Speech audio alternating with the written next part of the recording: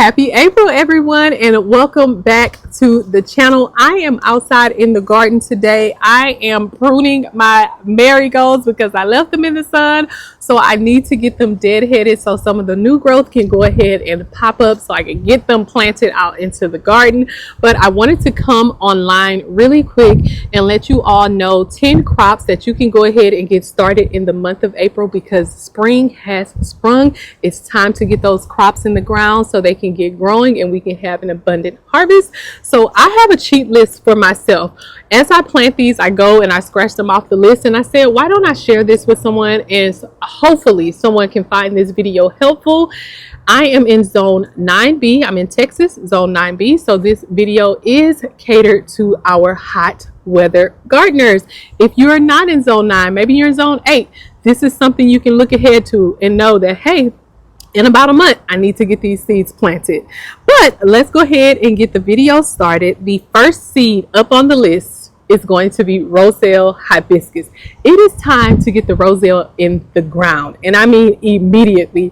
This is going to take about 5 to 6 months for you to harvest those calyx and make your teas, your jellies, your jams, your preserves. Guys, definitely get your Roselle in the ground. Keep in mind, when you're planting this Roselle, this bush can get maybe about 6 to 12 feet depending on how you feed it, and it does grow out. It's pretty bushy. So keep that in mind when you're growing the Roselle, but definitely get it in the ground. It is time. It's a hot weather crop. The next one on the list is going to be a fan favorite. Can you guess what it is? I just did a Dora moment. Dora, what did Dora used to say on the videos? I don't know.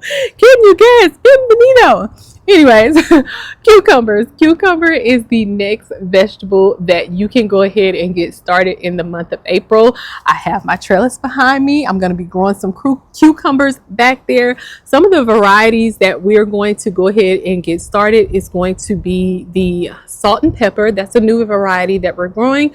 We're going to grow the muncher, and I'm also going to throw in that lemon cucumber again. I'm going to try my luck with the lemon cucumber, but those are 3 varieties of cucumbers that we're going to grow on the trellis. We're also going to be growing the Space Master 80. We're going to try growing that Space Master 80 in one of the vertical planters. The good thing about that, the vine on the Space Master 80 only gets up to about 3 feet, I believe is what I read, which is why it's named Space Master, because you don't need that much vining space for the plant. So I'm going to try to get that in a planter and also in the vertical stackable planters. Okay, so definitely get that in the ground. That's going to take about 60 to 90 days for you to yield a harvest. The next one on the list is my absolute favorite vegetable to grow in the garden. Can you guys guess what it is? And don't cheat. I'm gonna give y'all a couple seconds. Can y'all guess what my favorite crop is? I've said it hundreds of times on this video. Can y'all guess? I need to get the Dora theme. I'm gonna try to find a little Dora music. But it's okra. Guys, I absolutely love okra. I can eat it right off the stem. Just yank it off and just eat it. It is my favorite crop. I know a lot of people don't like to eat the okra because of the slimy texture and also because of the spines. The little hairs on the okra are called spines. And sometimes it can create a rash for you or whatever for some people. But if you don't like, they do have varieties that aren't like slimy. I'm not sure the name of it. I can't remember it off the top of my head. But if you are looking for a variety that don't have the spines, which are the little hairs on the okra, they have the Clemson spineless okra. So that's a variety that you can use, but I don't have a problem with the spines on the okra. So I eat emerald okra is my favorite. So that is a variety we're going to grow. We're going to grow the Alabama red. We're going to grow the burgundy okra. What other varieties? I have my okra right here actually. Let's take a look right quick. Let's do a little cheat. I started this a few days ago. We already have some germination going, but we have the emerald, the burgundy okra, the Alabama red, the motherland, and the Nukrama Tintin okra that we have started. Okay, so definitely go ahead and get your okra in the ground, guys. It is time. Okra is a heat loving crop, but keep in mind you definitely have to keep it watered if you want a prolific harvest. Okay, the next one on the list is going to be pumpkins. This is my first time growing pumpkins. Okay, my very first time, but I'm not sure if I said okra is going to take 60 to 90 days for you to yield a harvest. But as I was stating, pumpkins, this is going to be my first time growing pumpkins. Pumpkins is going to take about 90 to 120 days for you to yield a harvest, depending on the variety that you get. The types of pumpkin that I'm going to grow is the winter luxury. It just looks so pretty. It looks so pretty on the In My Gardener website, so I got some of that. I also have the red warty thing pumpkin. Okay, I purchased that from Backyard Garden Seeds, and I'm trying to remember if there is another type of pumpkin that I'm growing. I think I'm only growing those two types of variety of pumpkins this year. But what I'm going to do now that I'm thinking, I'm going to put a picture of all of these varieties on the screen so that you can know what it looks like, and I'll put the name at the bottom somewhere, like maybe put it here. That's where I have some space at. But pumpkins take 90 to 120 days. And if you love pumpkins, definitely go ahead and get your pumpkins started. I know in the fall and winter, I like to go to Panera Bread, and I like to get the autumn squash, you know, type of pumpkin soup. So definitely get that in the ground if you want to have pumpkins. The next one is another fan favorite. I'm so extra. And that is corn, guys. Corn is like, you have to have corn in the garden. It's like one of those entry vegetables to becoming a gardener is getting your corn in the ground along with tomatoes and peppers. I think corn is one of those things you have to grow as an entry gardener just to get your foot in. If you haven't grown corn, then you can't really call yourself a gardener, okay? You have to try it at least once. You don't have to succeed, but you got to try it. So corn, some of the corn that we're going to grow, well, not some of, I'm only going to grow sweet corn. I'm not growing the popcorn, and I'm not growing the ornamental corn like the glass gem. I just don't have the space to be dibbling and dabbling and playing around in corn. So we're going to grow the peaches and cream, and we're also going to grow the early sun glow sweet corn. So I have the early sun glow planted. Once we are able to get a harvest, I'll start another round with the peaches and cream. As I mentioned, I'm in zone 9B. We have a long growing season. So hey, that's the advantages. It's hot down here, but we can grow a lot for a long time. So corn is going to take about 60 to 90 days for you to yield a harvest. So definitely go ahead and get your corn in the ground.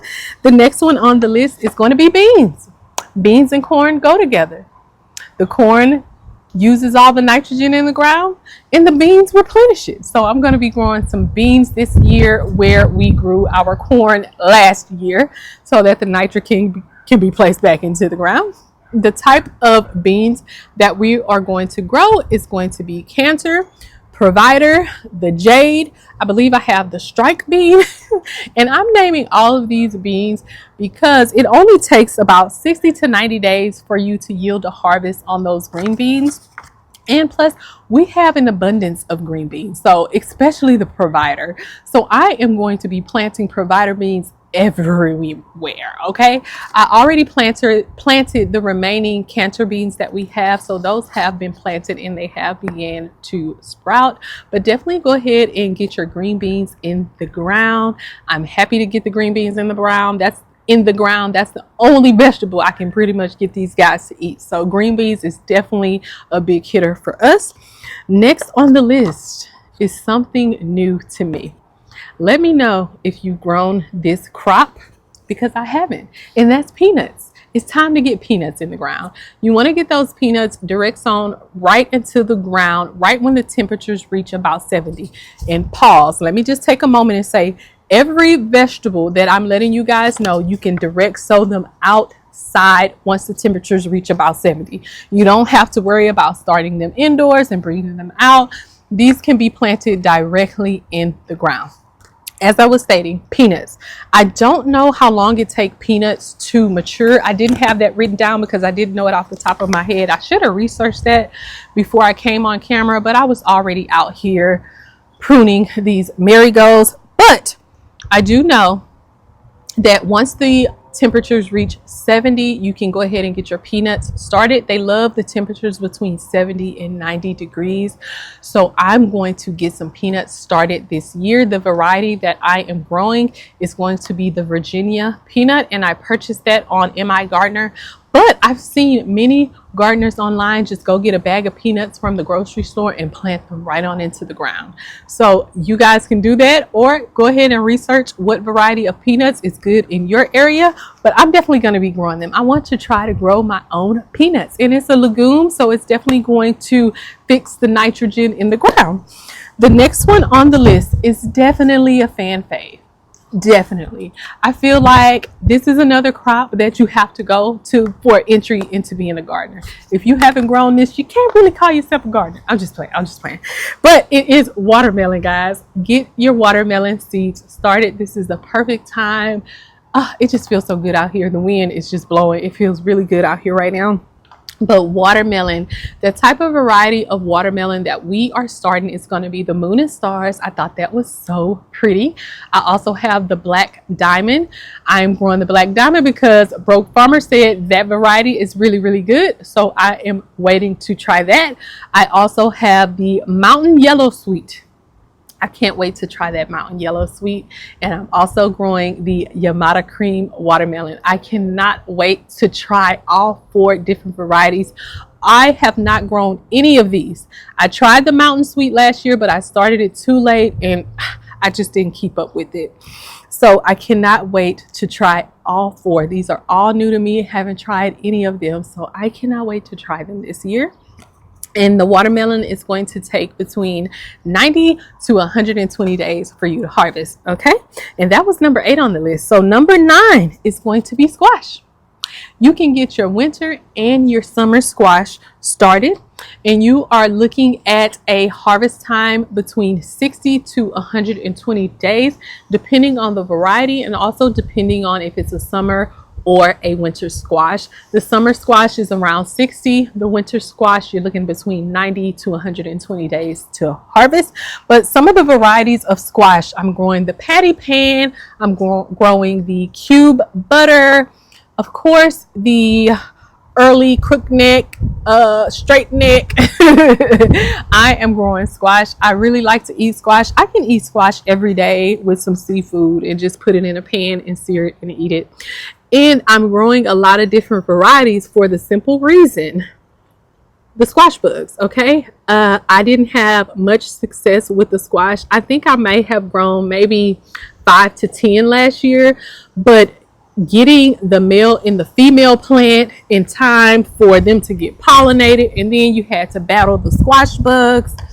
It was just a mess. So I just decided that I am going to grow many. I want to have maybe 5 to 10 in planters and just line them up. And hopefully I can get a male and a female bloom somewhere and get them pollinated. That is my hopes. And hopefully the squash bugs doesn't torment the garden too much this year. The next in number 10 on the list for you to go ahead and start in the month of April is going to be root vegetables. It is not too late to get those root vegetables started. I know we typically think about root vegetables as being like a fall winter type crop, but keep in mind April, it hasn't gotten too hot just yet. So even though the temperatures are reaching 70 right now at the beginning of April, keep in mind that at nighttime our temperatures are still dropping between 50 to 60. So the soil in the planters are still cool. They're not reaching 70 degrees. So definitely go ahead and get those root vegetables like carrots, parsnips, and turnips in the ground so that you can yield a harvest in about 30 to 90 days, depending on the type of variety that you have. So that is all that I have for you guys on today. I hope that someone, at least one person, is able to find this video helpful. If you find it helpful, definitely share it with someone, save it, go back and watch it, go shopping with it, whatever you want to do. I just hope I was able to inspire you to get some seeds started and also help you on the type of seeds that you can start in the month of April. I am going to get back to pruning my marigolds, but I appreciate you all. spending some time with me here on today, taking times out of your day, out of your life to watch my video. Thank you all so much and happy gardening. Happy April, everyone. Bye.